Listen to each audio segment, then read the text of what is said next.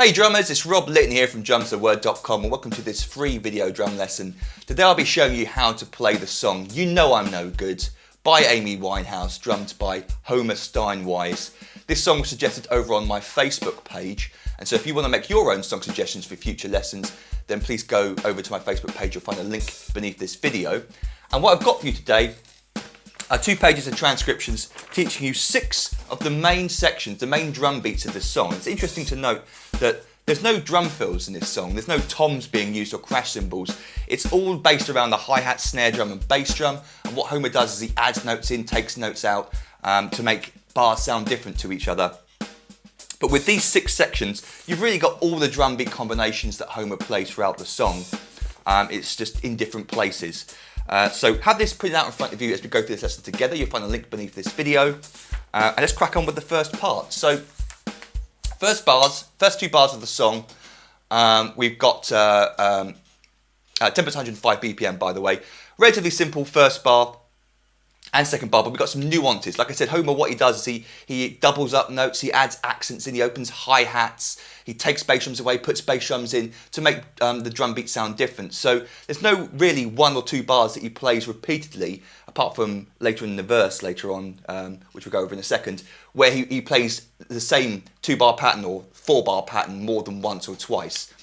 So this first bar, ignore the drag on the of 2, that's indicated by the little slash through the of 2 there, and ignore the hi-hat accent on beat 3, that's indicated by the little hat notation. Ignore that for now. I'm going to play both of those ghost notes, the notes written in brackets, as quiet notes, not doubled up. Just basic drum beat on its own without all the nuances added on top. We get this for the first bar. 1 and 2 and a 3 and 4 and 1. That bass drum's falling on the and a 3 there. 1 and 2 and a 3 and 4 and 1, 2, a 3 and 4 and 1, 2, a 3 and 4 and 1, 2. So make sure you can get this down at the very minimum. That one drum beat will get you through most of the song, in fact. But yeah, make sure you can get those ghost notes nice and quiet. Now, let's add in the spice that Homer adds to his groove. He doubles up the first note on the of 2, the first ghost note. That's simply played with a left hand, just doubling up. So it's in exactly the same place as you play the ghost note, but you're doubling it. And 3 E and 3 E and 3 E and. And then after beat the of 2, he accents the hi-hat on beat 3. That's that little accent notation above the note there. That note is played slightly louder than the other hi-hat notes. I thought that was interesting. It sort of shows you how you can sort of change the drum beat very, very subtly, down some nuances. I'm not sure if that was a conscious decision by him to accent beat 3. It's just one of those things that you've learnt a drum beat a few times, you played it how you practiced it over the years, and these accents sort of come out naturally in places that you might not expect them to, and so when you're listening back you go, hang on a sec, why am I accenting beat 3 all the time? I didn't realise I was doing that. That might be a case with this, but anyway, this is what you hear on the recording. So slowly, and it's quite tricky to go into an accent followed by a ghost note, but I'll give it a go, see if I mess up a few times for you. 1 and 2 and a 3 and 4. So it's accenting that 3, 2 and a 3 and 4 and 1, 2, a 3 and 4. I'm really giving it some welly. He's not accenting it that much. But on this electric hi-hat, you need to be able to hear it.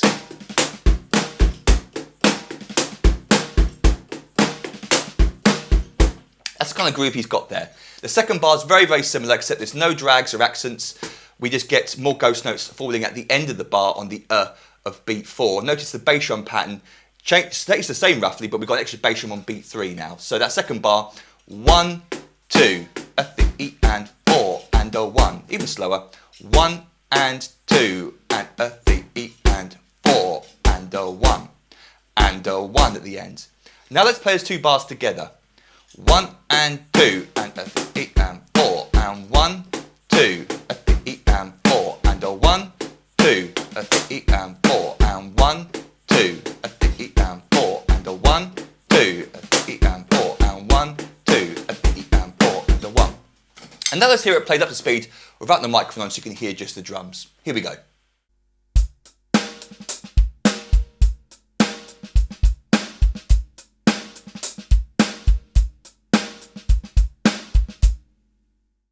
Okay, this next section literally occurs after those first 2 bars, and we got a 4-bar pattern. So here's an example of the drum beat that gets used for the majority of the song, although it does change a lot, like I said. But the first 3 bars of this example are the same as each other. We get this rather funky little beat. 1 and 2 and that's the tricky bit there. And it comes down with the first hi-hat, and you're just playing 2 little ghost note doubles. 1 and 2 and 3, and it goes into the bass drum, and 3 and 4 and 1. And the snare drums on 2 and 4 played normal volume.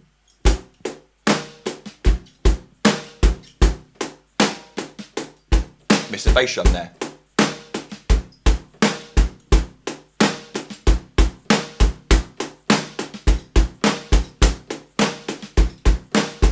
That's a good little beat that. That's played 3 bars for 3 bars, and then the 4th bar we get our drum fill, which is 1 and 2 and same as we had before, but then we get 3 E and an accent there, a normal snare drum volume on the E of 3, 3 E and 4 and with an open hi-hat at the end of the bar.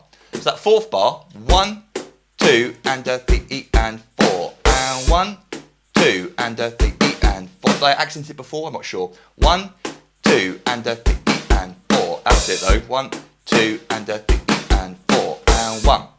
Now for fun, before I play up to speed, let's play those 4 bars together. 1, 2 and 3 and 4 and 1, 2 and 3 and 4 and 1, 2 and 3 and 4 and 1, 2 and 3 and 4 and 1. And now up to speed.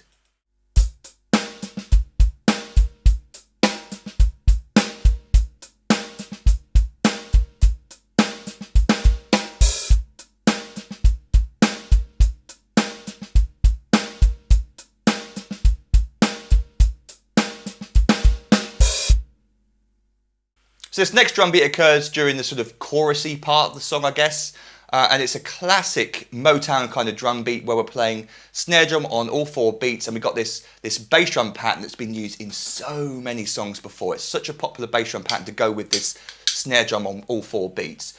Notice we've got a bass drum starting on beat 1 with the first snare drum. So the hands are doing this, 1, 2, 3, 4, and the bass drum is following underneath with 1 and 2 and 3 and 4 and 1, 2, boom, boom, boom, 2, 3 and 4 and 1, 2, 3 and... I mean, you could leave out the bass drum on beat 1 and just play 1, 2, 3 and 4 and 1, 2, 3 and 4 and...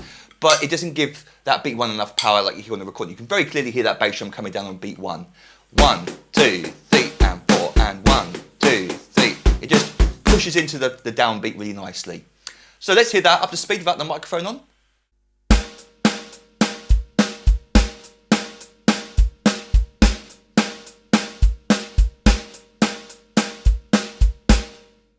So this next section occurs at 1 minute 10. I think it's the 2-bar drum break, just the drums on their own. And really we've got 2 examples of drum beats we've done previously, but next to each other, with some variations of course. So the first bar, we get, we've done it already on the first page, let me just double check. It's basically the second bar of our first drum beat, but without the ghost note at the end. Anyway, I'll show you how it's played. We get 1 and 2 and 3 and 4 and 1. 1 and 2 and 3 and 4 and 1. The second bar, 1 and 2 and 3. An accent there on 3 I heard. 2 and 3 into an open hi-hat and 4 and 1. 3 and 3 and 4 and 1. So there's 2 bars together. 1, 2, 3 and 4 and 1, 2 and 3 and 4 and 1. And I just accidentally put an extra hi-hat in there. Sorry about that. I don't mean to. Just sometimes these things pop out. 1, 2, 3 and 4 and 1, 2 and 3 and 4 and 1, 2, 3 and 4 and 1, 2 and 3 and 4 and 1, 2 3 and 4 and 1, 2 and 3 and 4 and 1. And now up to speed.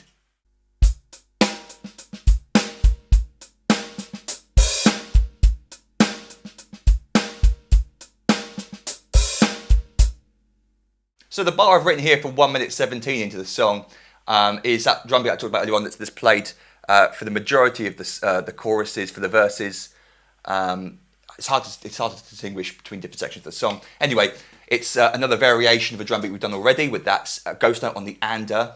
So we get this with an accent on beat 3, 1 and 2 and 3 and 4 and 1, 2 and 3 and 4 and 1, 2 and 3 and 4 and 1. It's the 3 and, not 3 and, not 2 bass drums, just the 1 bass drum on the and 3 there.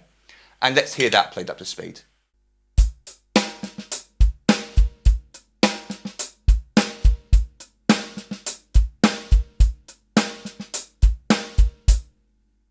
And then finally, these last 4 bars that occur at 2 minute 11, I think they go with the brass section solo. And these 4 bars stood out to me as very interesting. They're all kind of different to each other. So the first one, we get a surprise snare drum on the E of 1. 1 E and 2. 1 E and 2. And then it continues with 2 and 3 E and 4. And at the end of that bar, we get a drag, a 1. Just like we had at the first example of this lesson, but it's just at the end of the bar instead. 4 and a 1. 4 and 1. So that bar again, 1 E and 2 and 3 E and 4 and a 1. Second bar, 1 and 2, 3 E and 4 and just a single ghost note at the end of the bar there, not a drag, and there's only the 1 bass drum on the and 3 there. That bar again, 1 and 2 and 3 E and 4 and a 1. The next bar, I believe, is, it's identical to the second bar. 1 and 2 and 3 and 4 and a 1. And then the last bar is probably the trickiest part of the song. We get 1 and 2 and 3 and into a hi-hat on the and 3 there. And then the next 3 ghost notes played in between the hi-hats are buzz strokes. And what that is, you just simply grip, or this is how I do it, you grip the stick tighter than you would normally, because what you want to do is create really fast, tight, buzzy bounces. And I push the stick head into the snare head to create that buzz. It's not a double where I'm playing exactly 2 notes. I'm playing a buzz where I'm probably playing 3 or 4, but it's not a set number. It's just how fast can you buzz.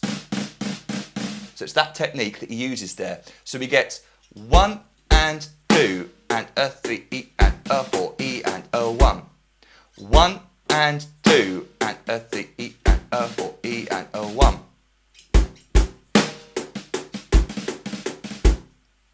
Now let's play those 4 bars together, then up to speed.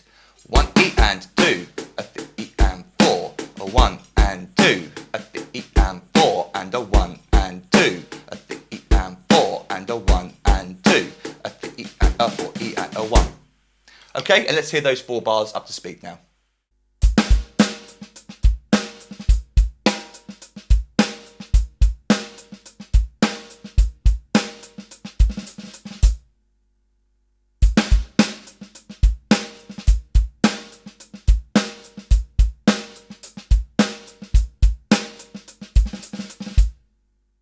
So there you go. Hope you had fun. If you've got any questions, feel free to email me, rob@drumstheword.com.